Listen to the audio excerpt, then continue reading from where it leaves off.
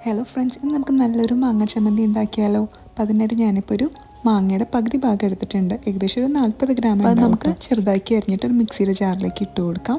ഇതിലേക്ക് ഇനി 2 ചെറിയുള്ളി, 2 പച്ചമുളക്, 1 പീസ് ഇഞ്ചി, കുറച്ച് കറിവേപ്പില, ആവശ്യമുള്ള ഉപ്പ്, ഇതെല്ലാം ചേർത്തിട്ട് നമുക്ക് നന്നായിട്ടൊന്ന് ചതച്ചെടുക്കാം.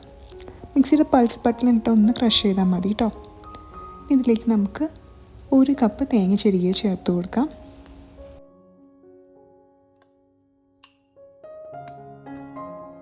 നന്നായിട്ടൊന്ന് മിക്സ് ചെയ്തതിന് ശേഷം നമുക്ക് വീണ്ടും ഒന്ന് പൾസ് ചെയ്തെടുക്കാം.